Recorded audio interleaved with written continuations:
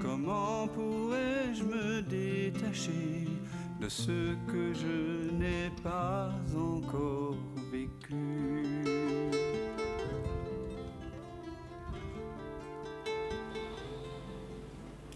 Donc il nous faut retourner le regard. Vous avez dû entendre parler du retournement de la conscience, du basculement de la conscience, depuis ce qui est perçu vers ce qui perçoit. Et donc c'est cela finalement l'investigation du soi. Quel que soit l'objet de perception qui surgit dans le champ de conscience, l'investigation du soi, la reconnaissance de notre vraie nature, consiste à systématiquement ne pas suivre, comme on le fait d'habitude, par la pensée, les perceptions, mais de se poser la question, qui perçoit les pensées? Qui a conscience des pensées? Qui entend ces sons? Qui voit ces couleurs? Etc. Soit se poser la question, finalement, qui suis-je? Quelle est la nature de cela qui en moi est conscient? Ou alors, comme le faisait faire également Ramana Maharshi, un grand sage du XXe siècle, qui est devenu très célèbre par cette investigation du soi, simplement répéter le mot « je ». Et en réalité, le mot « je », continuer à le répéter et à mettre toute son attention sur ce « je ». Alors, selon David Godman, qui est un spécialiste de Ramana Maharshi, dans ses réponses, il donnait à peu près dans 50% de ses réponses, il invitait à l'investigation du soi par le questionnement. Qui pose la question? Quand quelqu'un lui pose une question, qui pose la question? Allez à la racine de votre être, posez-vous la question, qui suis-je? Mais dans 50% des cas, il invitait juste à répéter le mot « je ». Il appelait ça l'investigation « je-je ».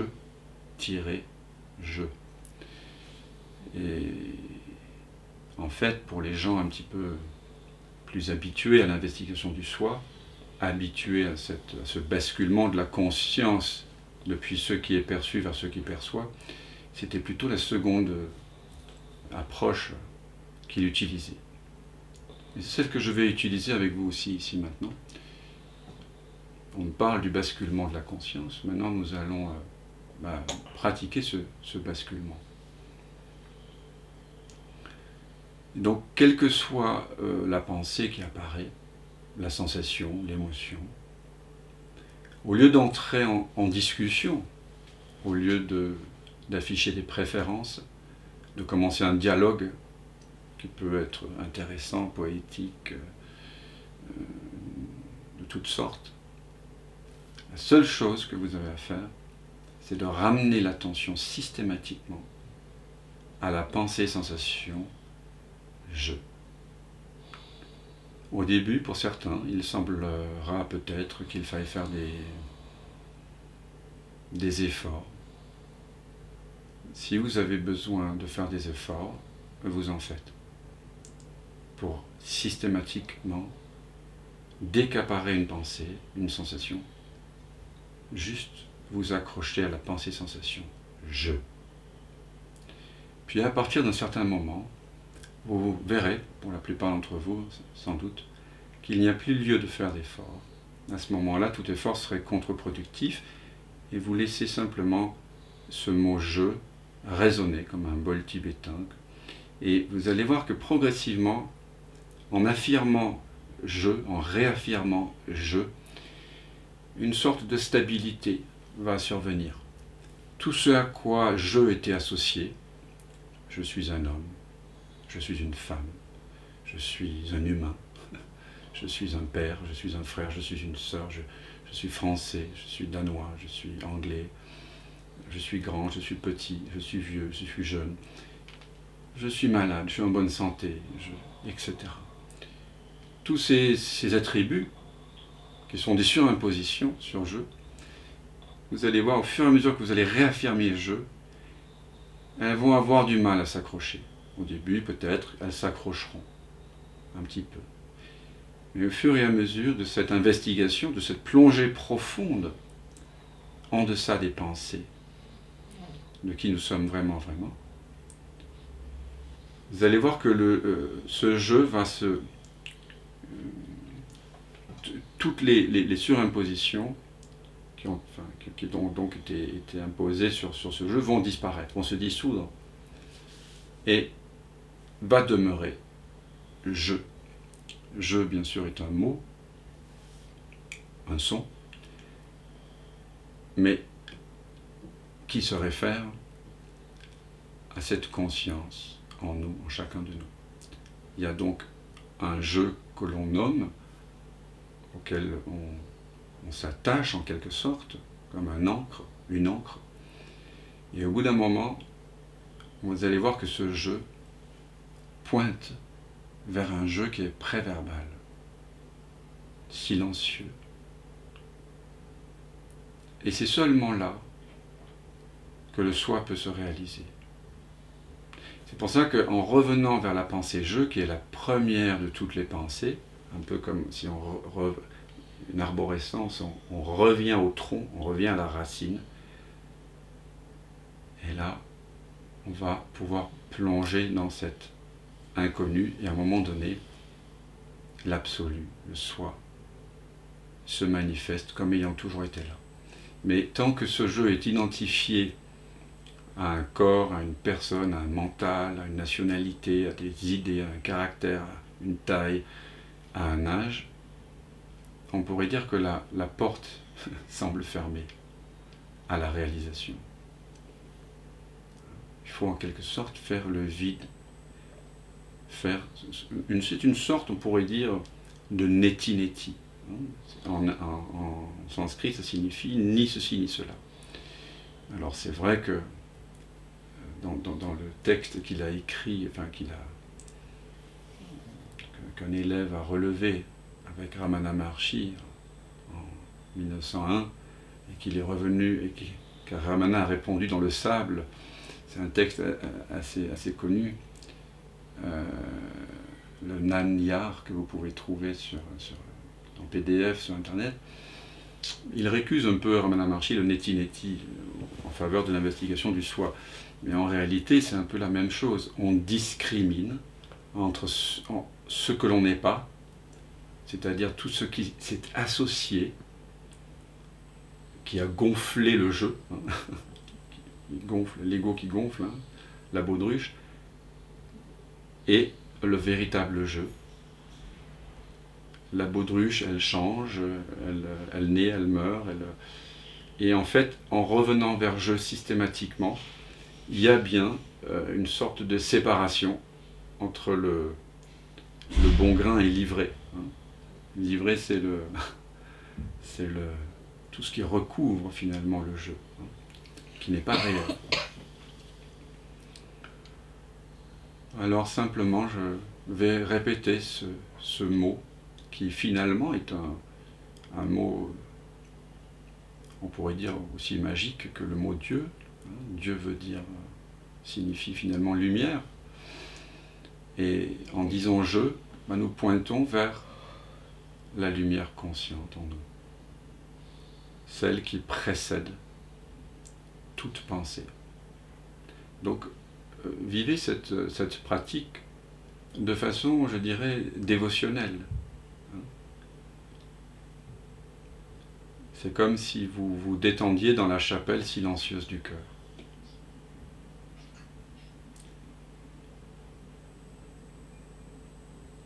Alors vous revenez simplement, quelles que soient les perceptions dans l'instant, à je, à la pensée-sensation, je.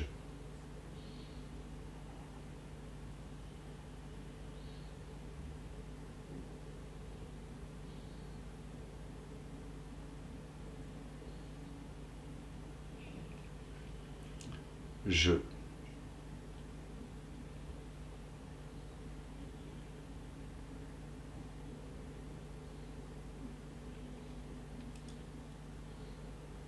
Je.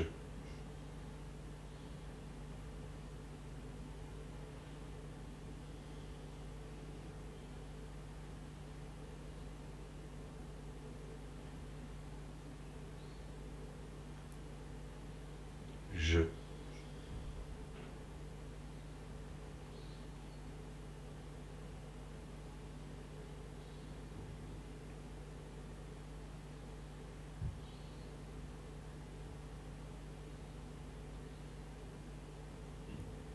Je.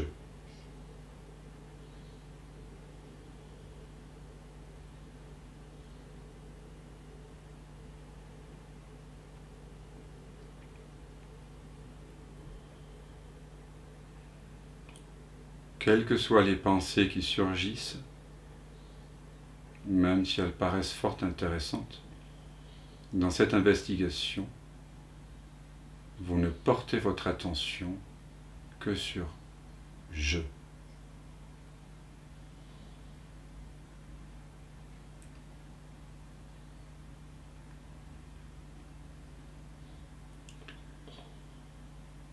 S'il y a une perception qui surgit, c'est que l'attention que vous lui portez est tendue vers cet objet, comme une élastique. Donc, porter son attention sur une pensée signifie déjà qu'il y a une tension. Attention veut dire s'étendre vers, porter son attention vers, se tendre vers. Donc quand je dis je, il suffit juste de relâcher l'attention dans sa propre source, dans ce qui était déjà là.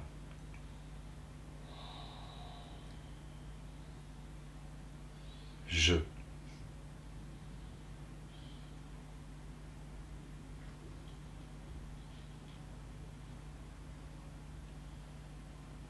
Je.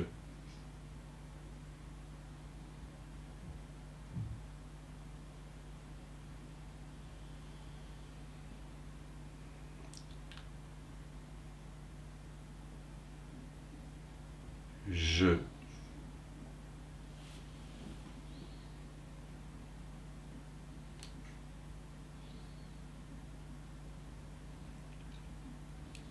Je.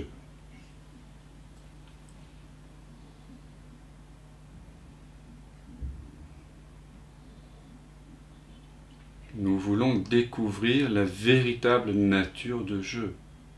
Pourquoi? Parce que toutes nos souffrances, tous nos conflits viennent de l'erreur d'identification, d'une erreur identitaire.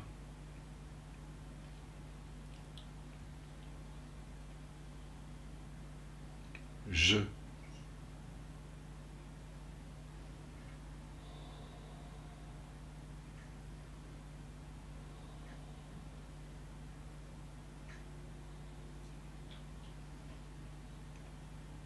Je.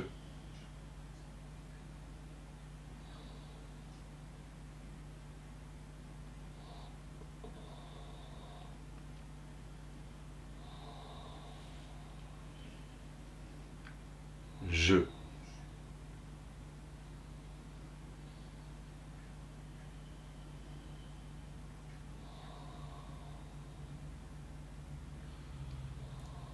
Je.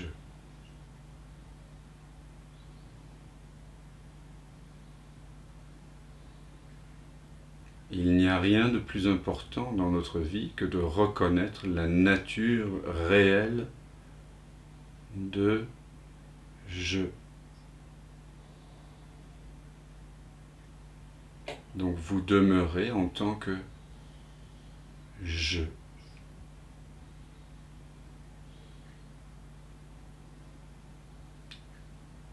Peut-être, pour certains, cela paraît confus ou suscite des doutes. Si la confusion survient, La seule chose que je vous demande de faire, c'est de ramener l'attention vers je, c'est-à-dire vers cet espace de conscience dans lequel la confusion apparaît. S'il y a un doute sur le bien fondé de cette pratique, je vous demande simplement de ramener l'attention vers je. Si vous vous endormez et tout d'un coup vous vous apercevez que vous vous êtes endormi, au lieu d'entrer dans des explications psychologiques ou métaphysiques sur pourquoi vous vous endormez, vous ramenez l'attention vers je. C'est tellement simple que ça ne plaît pas au mental, qui bien sûr, dans cette investigation, se résorbe dans sa source silencieuse. Je.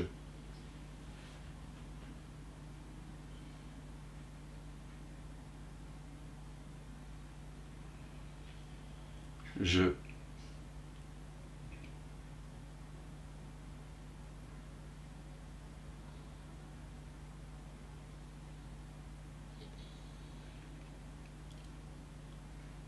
Je.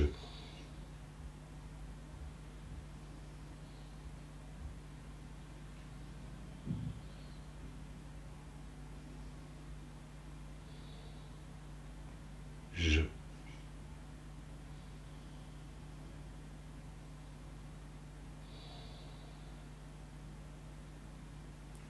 Je.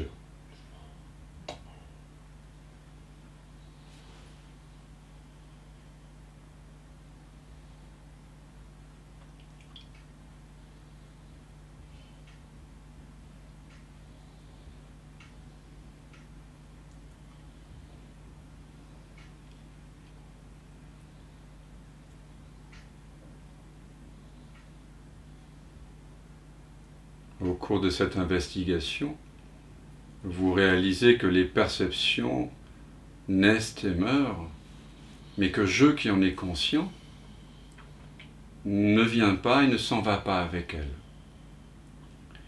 Je demeure avant les perceptions, pendant leur déploiement et leur résorption, et après leur dissolution, leur disparition.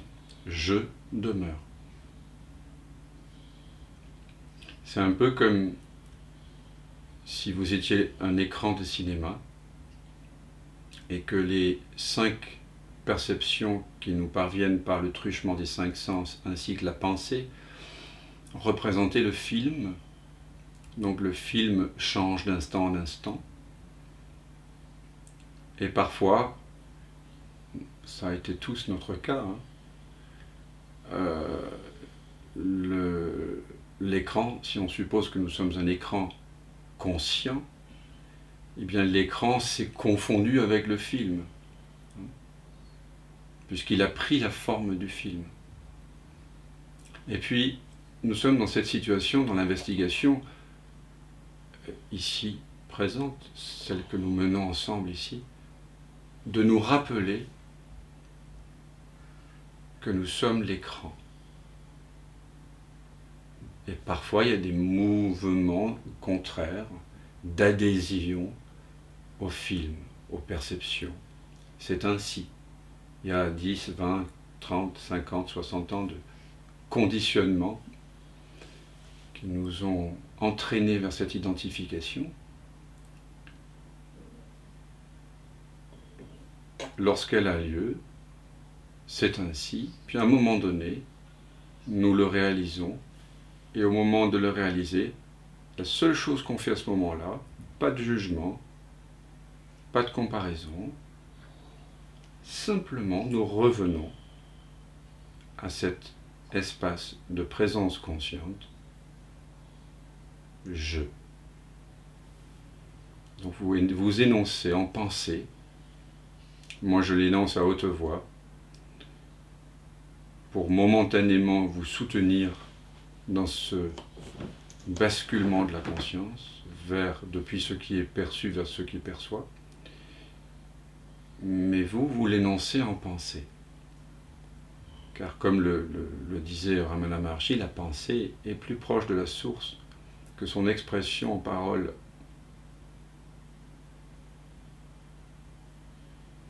Je.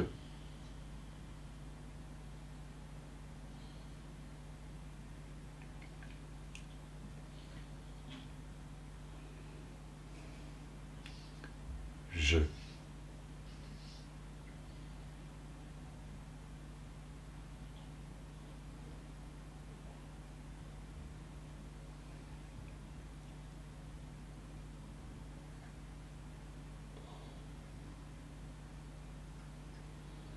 Je.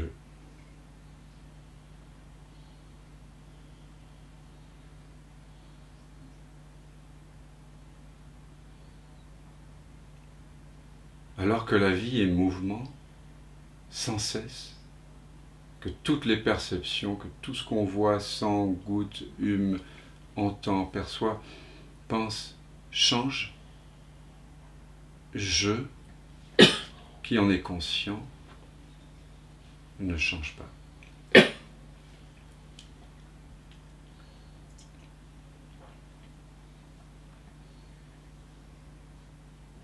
Je.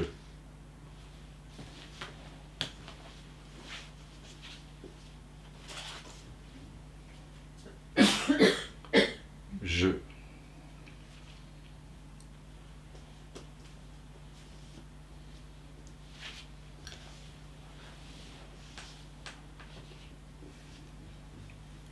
Je.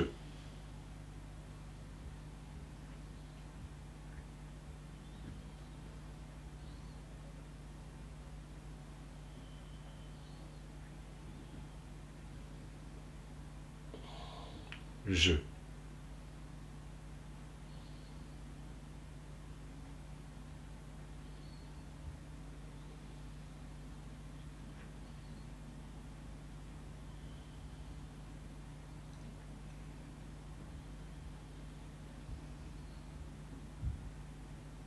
En énonçant ce mot « je »,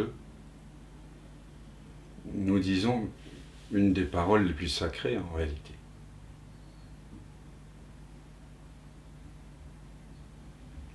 Quand Moïse, après avoir reçu les tables de loi par cette lumière mystérieuse, demande à la lumière de dire qui elle est pour dire d'où il a reçu cet enseignement au peuple d'Israël, je crois que la plupart d'entre vous connaissez la réponse. La lumière répond « Je suis ce qui est » ou « Je suis, je suis ». C'est-à-dire en quelque sorte « Je suis, je ». Que vous dites « je suis » ou « je », c'est la même chose. « Je » et « être » suis sont synonymes. Je suis l'être. Voilà ce que répond la lumière. Je suis, je suis. Je suis cette conscience consciente d'elle-même.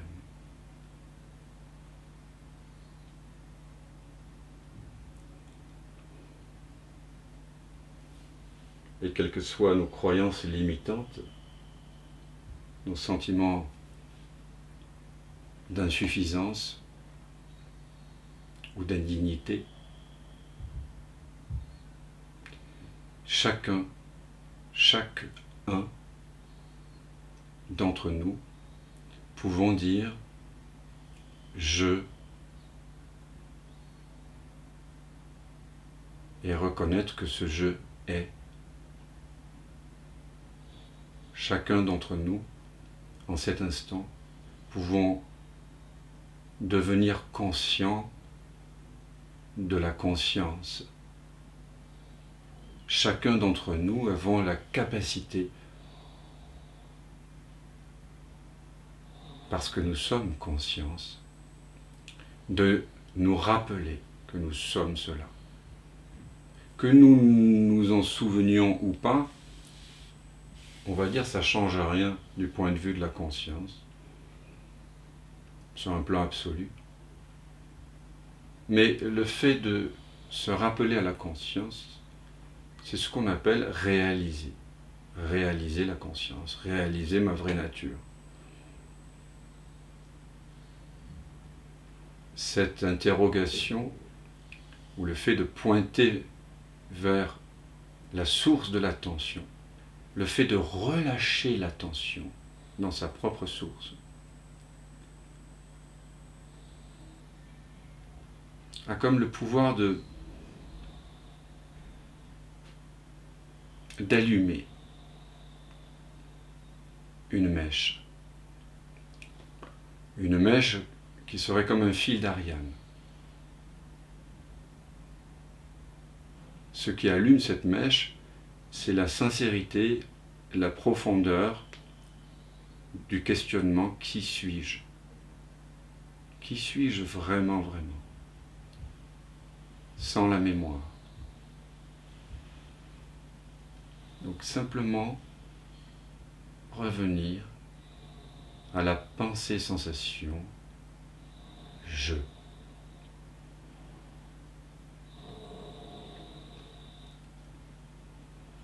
Je.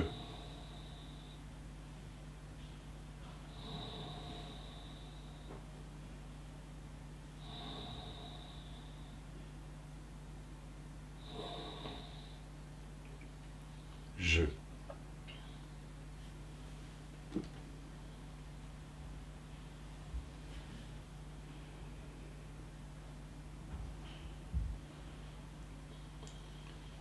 Je.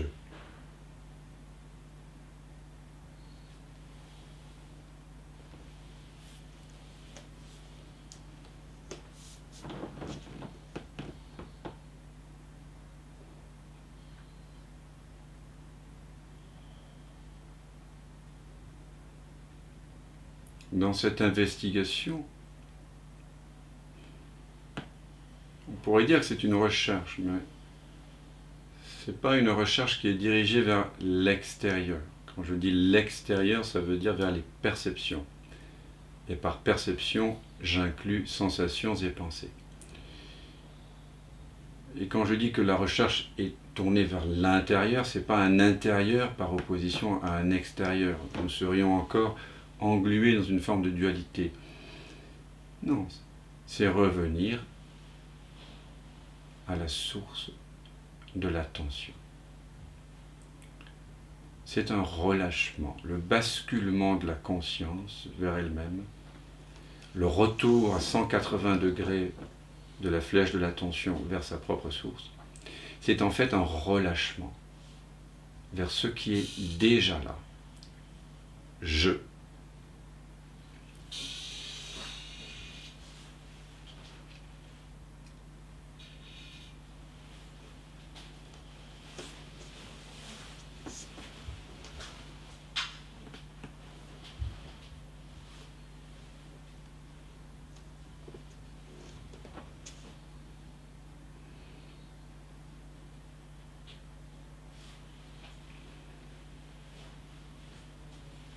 Je.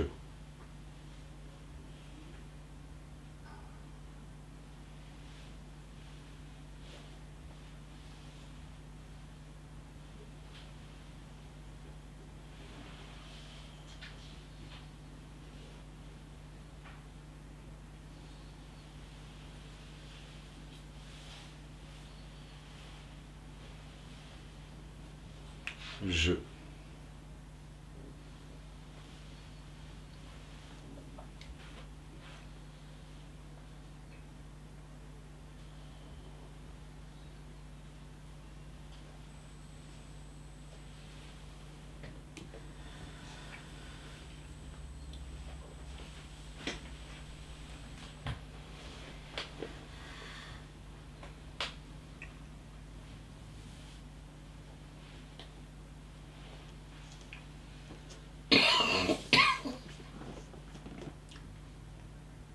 Comme je le disais, il peut sembler devoir faire un effort pour revenir à je.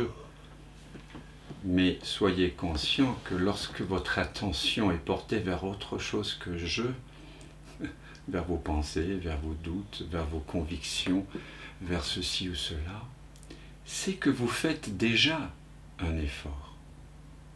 Donc revenir vers je, c'est cesser de faire un effort. Je.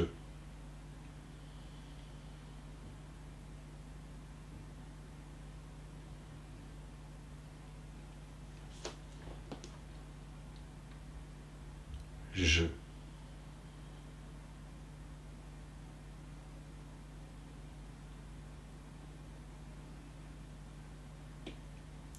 Je.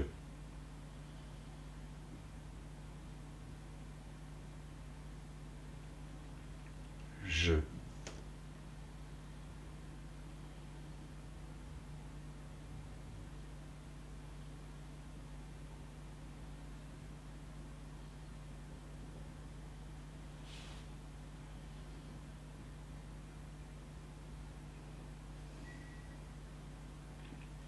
Je.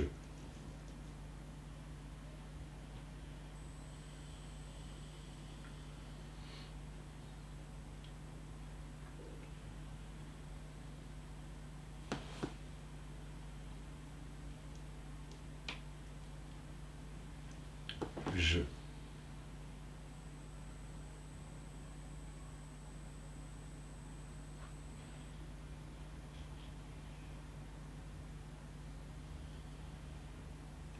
Je.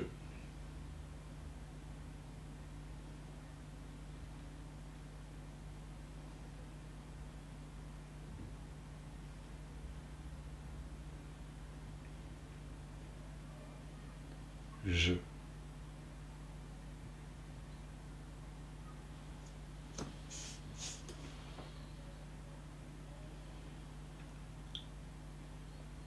Vous pensiez peut-être être un corps,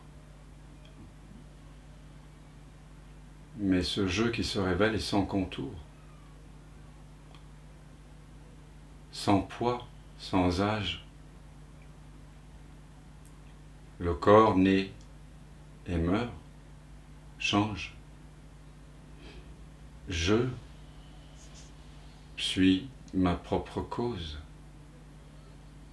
Le jeu que je découvre en ramenant l'attention vers moi-même, c'est un jeu non né, qui ne naît pas, qui n'a pas de commencement. Il est toujours là. Et ce jeu, je n'ai pas été témoin de sa naissance. Comme je est l'espace conscient qui est témoin de toute chose, si je était né, je aurais dû en être témoin. Je est témoin de la naissance des corps, mais je n'est pas témoin de sa propre naissance. Ainsi, j'en infère que je est sans naissance. C'est la même présence, c'est la même intimité que je retrouve à chaque investigation. Et je ne change pas. Il est immuable, comme l'écran.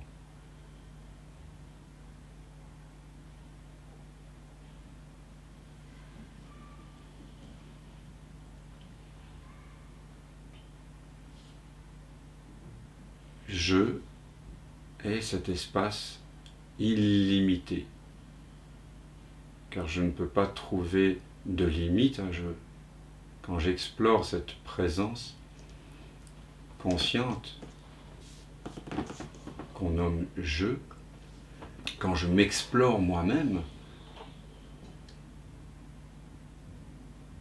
je ne trouve pas de limite à cette présence. Il y a des pensées de limite, des sensations qui pourraient donner lieu à des pensées de limite, mais en réalité, en revenant vers je découvre que je les précède, que je les englobe, que je les inclus, qu'ils apparaissent et disparaissent en moi.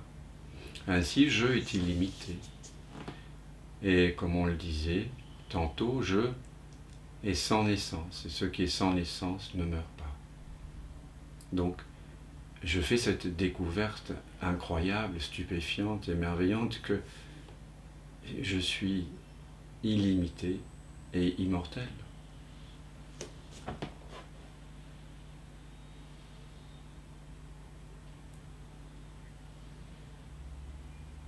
Or, tant que je me prends pour quelqu'un, j'éprouve deux grandes peurs. La peur du manque et la peur de la mort. En investiguant ma véritable nature, en revenant vers je découvre que je suis illimité. Ce qui est illimité ne manque de rien. Absolument rien. Il n'y a aucune trace de manque en tant que je. Et il n'y a pas non plus de peur de mourir, puisque ce que je suis est hors du temps. C'est même pas éternel, c'est atemporel. C'est pour ça que le véritable enseignement de Jésus, qui est bien sûr non duel, puisque tout être qui s'éveille à sa vraie nature formule une invitation non duelle, dit « Avant qu'Abraham ne fût, je suis ». Mais voilà, je n'a rien à voir avec le temps. Je est hors du temps. Donc, en tant que je me redécouvre comme étant la tranquillité même, la paix absolue. Tout ce qui survient, toute expérience arrive en moi et a déjà été accueillie en fait. Quelles que soient les préférences du personnage, les pensées, tout ceci a déjà été accueilli par je qui en est conscient. Il y a donc une paix absolue. Il n'y a pas de conflit possible avec je. De plus, ce fait que je sois illimité me fait sentir que je suis complet. Complet. Il y a une absence de manque. En termes humains conventionnels, on dirait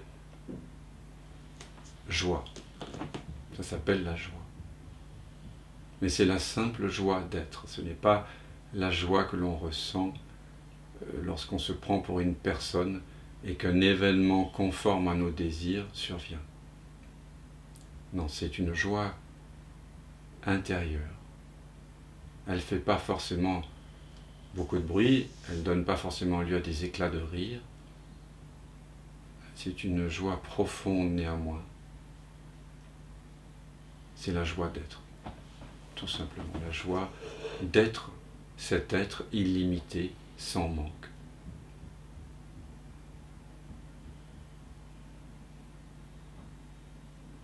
Donc je et paix, je et joie. Et aussi, je découvre que je, comme l'écran au cinéma, n'est pas seulement détaché du film éternellement, mais le film apparaît en tant que l'écran. Tout ce qui se joue en cet instant, que ce soit des sensations agréables ou désagréables, des pensées dites positives ou négatives, un événement heureux ou malheureux, ou neutre, tout ce qui se joue en ce moment est de la même nature que je, parce que tout apparaît à 0 cm de je.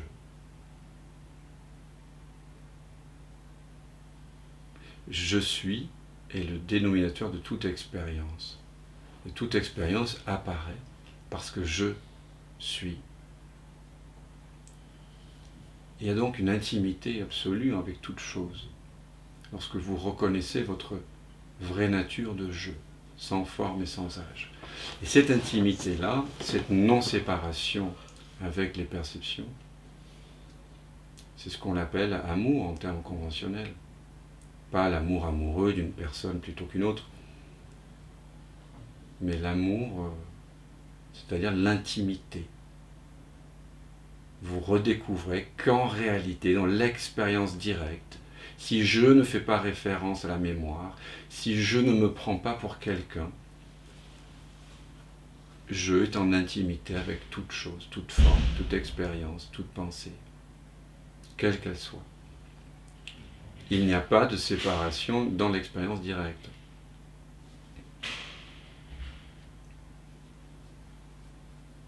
Donc en faisant cette investigation du soi, nous sommes ramenés à notre vraie nature. Et vous voyez aussi que vous êtes, ce que vous rejoignez, c'est le non d'eux, quelque chose qui n'est pas séparé. On pourrait dire le un. Il y a un très beau livre de Elam Onuru, qui était dans le top 5 de Ramana Maharshi, dans ses invitations à lire et à reconnaître notre vraie nature à travers la lecture. C'est un livre incroyable, magnifique, simple, pas très long, que vous pouvez trouver en PDF sur le net, qui s'appelle « Tout est un ». Parce que lorsque vous revenez vers je, eh bien vous découvrez qu'il n'y a que vous, il n'y a que ce je qui est impersonnel, certes, et en même temps en intimité avec toute chose. Donc la véritable intimité, vous le trouvez dans ce jeu impersonnel et pas du tout dans le faux jeu qui est associé au corps et au mental.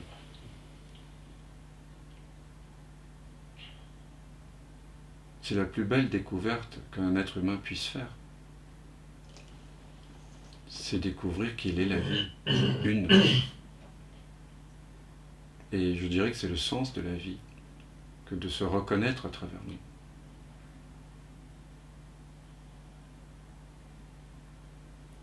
Que nous apprenions à nous effacer, à effacer le faux moi pour laisser apparaître le un, que nous sommes déjà, mais le. Et quand on reconnaît sa vraie nature, on reconnaît qu'on est amour.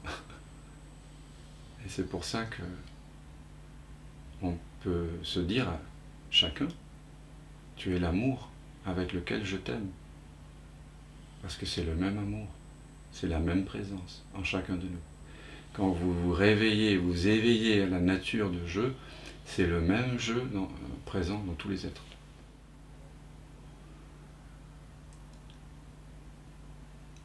L'investigation du soi, c'est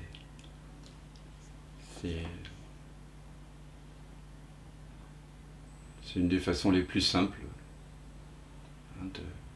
de reconnaître notre vraie nature, de paix, de joie, d'amour. Je croyais que j'étais une personne aux prises avec le monde, et je découvre que je suis la source de l'univers. Je suis la conscience dans laquelle l'univers apparaît et disparaît. Et qui imprègne chaque pixel de l'univers. Parce qu'il n'y a que cette conscience, il n'y a que je.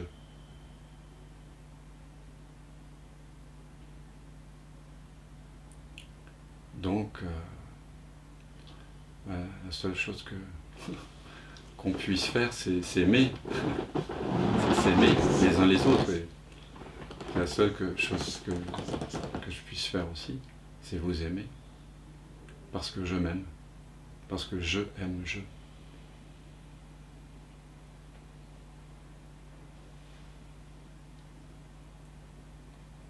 Et quoi qu'on en dise, je aime je dans toutes ses expressions. Parce que tout ce qui se joue, toutes les expériences, des plus délicieuses aux plus affreuses en apparence, sont une expression de jeu.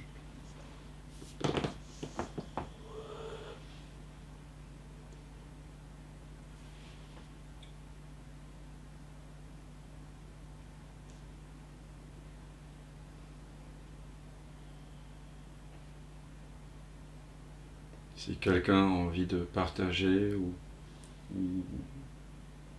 sent qu'il y a des questions qui viennent, elles sont évidemment bienvenues. Sinon, nous pouvons simplement goûter en silence.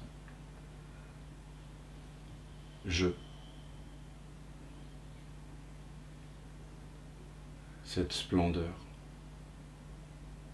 que je suis.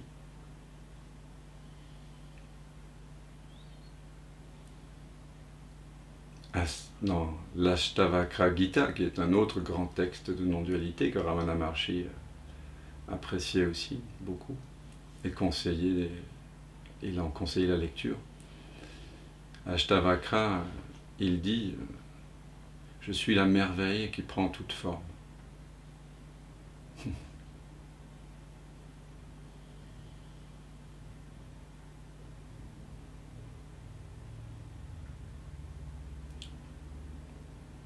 Donc l'éveil spirituel, ce n'est pas simplement découvrir le vide, c'est voir que ce vide imprègne toute chose. Nisargadatta Maharaj, qui est un maître important, posthume pour moi, j'ai eu un maître vivant qui s'appelle Frédéric Moreau, Aix-en-Provence, qui est ostéopathe. Mais Nisargadatta Maharaj a été un maître posthume très important. Et il avait vraiment le sens de la formule.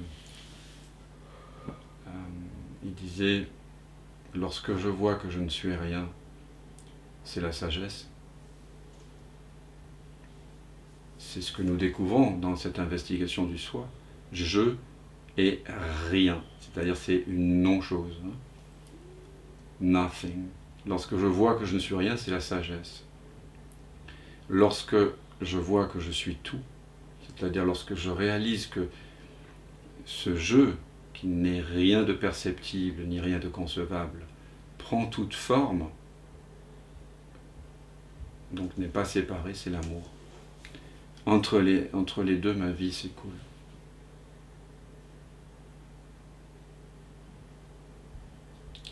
C'est plutôt cool, non? C'est un beau message.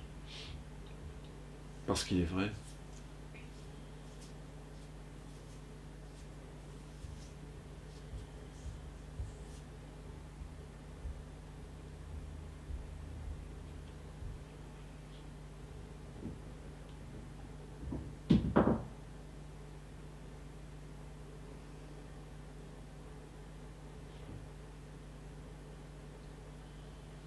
Donc si vous avez des questions, elles sont bienvenues.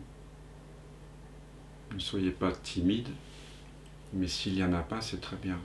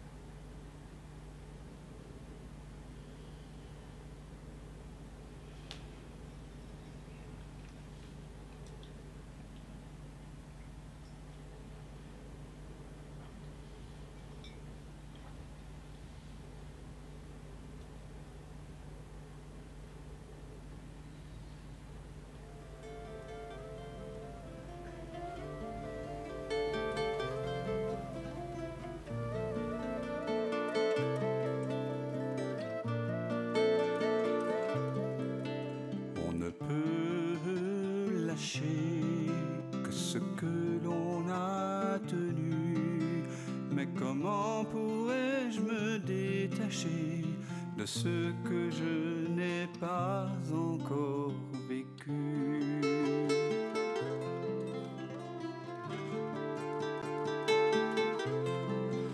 Peux-tu fuir ce qui te trouve et couper le fil ténu de ce pressentiment qui t'éprouve au cœur de cette absence reconnue?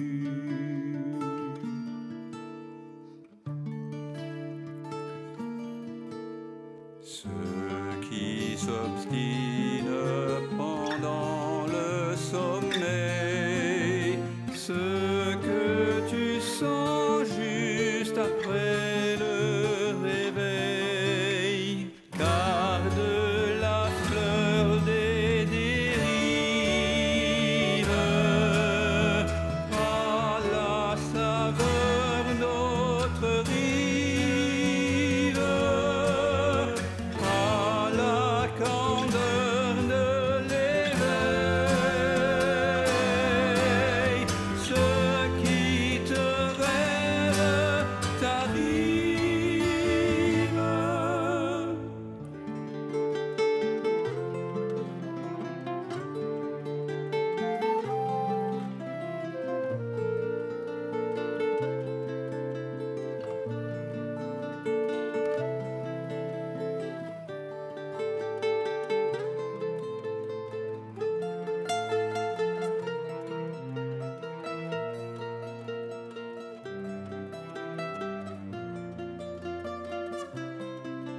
Quand la vague se prépare à noyer ton ventre ému, n'aie pas peur, il n'est jamais trop tard pour accueillir le souffle de ta mue.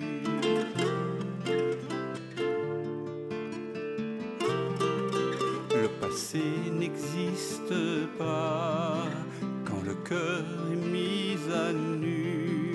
En quittant le vu pour vraiment voir, tu cueilles en toi ce monde entreaperçu.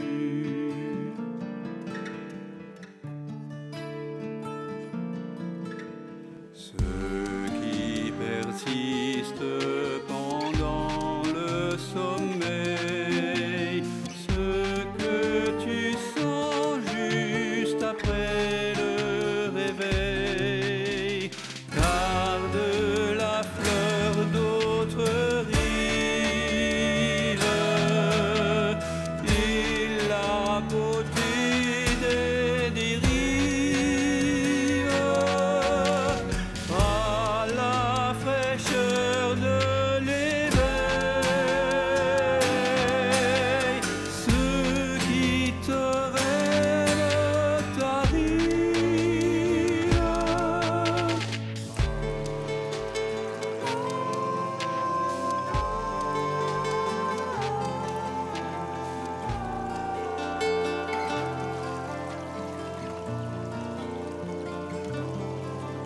On ne peut lâcher que ce que l'on a tenu, mais comment pourrais-je me détacher de ce que je n'ai pas encore vécu?